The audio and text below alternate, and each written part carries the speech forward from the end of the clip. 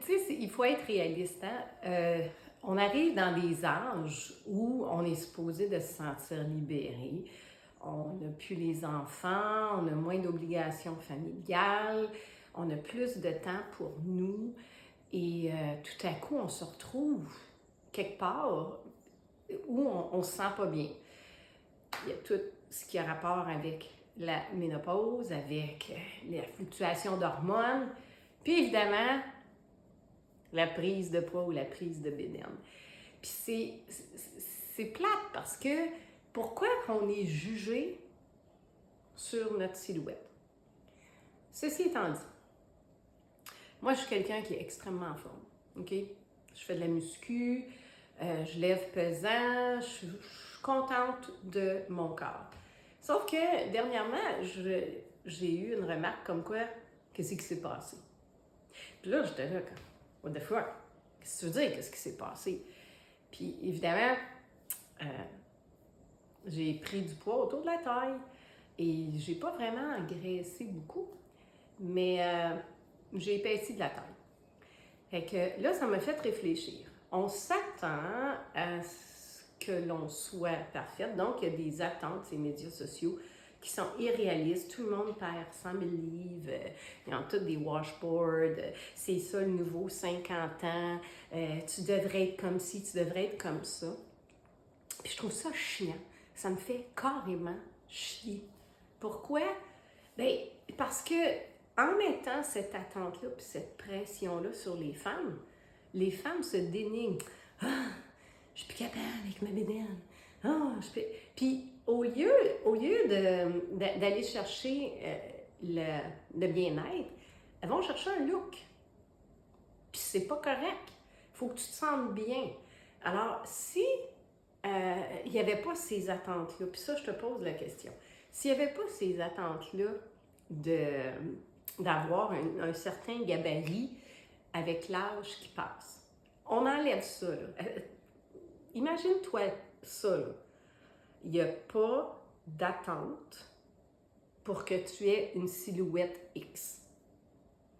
Alright. Mais, toi, ton but premier, c'est de te sentir bien. Pense-y.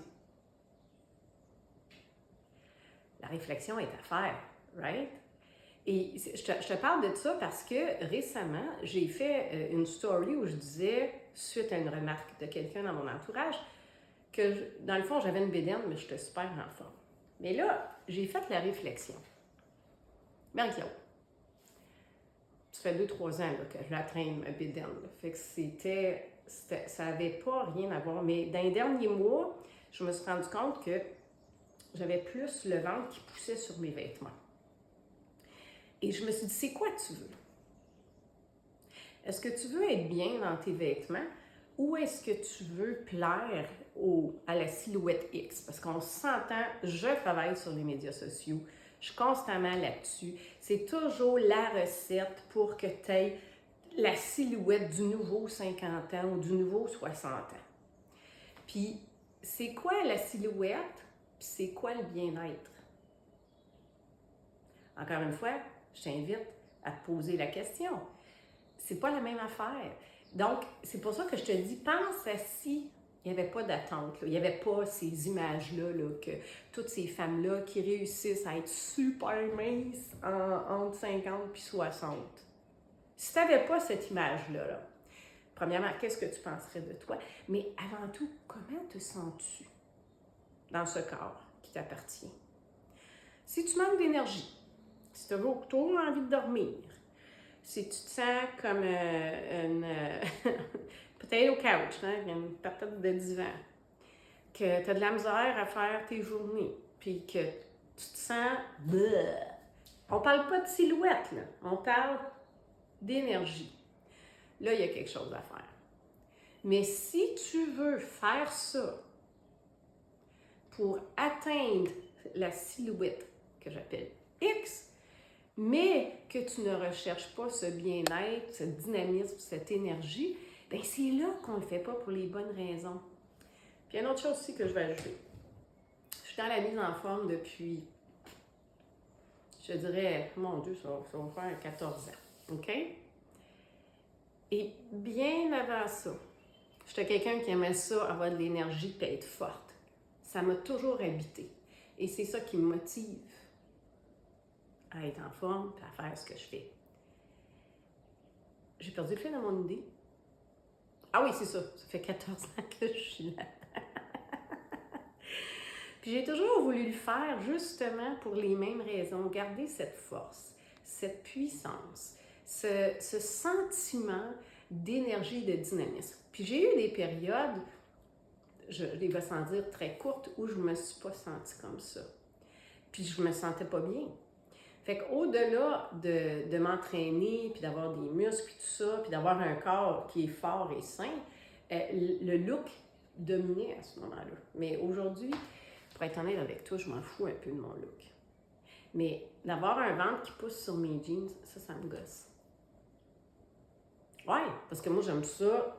Puis une des raisons, je vais t'expliquer, il y en a qui aiment ça, avoir des tailles hautes parce que ça tient à bédaine. Moi, quand j'ai une taille haute, j'ai l'impression que je suis enceinte. Tandis que si je mets des shorts qui sont en dessous, à peu près à hauteur du nombril ou en dessous, tu sais, comme là, mes jeans sont ici, là, je me sens bien. Mais je m'étais acheté des belles jeans Levi's, puis il allait là, puis j'étais mal. J'avais l'impression que, tu sais, ça faisait ça. Alors, j'ai changé de jeans. Je me suis acheté des jeans avec une taille plus basse et ça me convient. Alors, tout ça pour dire que pourquoi tu le fais? Est-ce que tu le fais pour toi, pour te sentir bien, pour avoir de l'énergie, pour être dynamique, pour pouvoir passer des super belles journées avec un bien-être global, ou tu le fais pour avoir la silhouette X? Je t'invite à télécharger mon outil gratuit pour que tu répondes à certaines questions qui vont faire que ça va te diriger dans ce que tu veux être, ce que tu veux penser. Parce que c'est pas évident de répondre à ces attentes-là, mais le plus difficile, c'est de répondre aux attentes des autres. Qu'est-ce que les autres s'attendent de toi?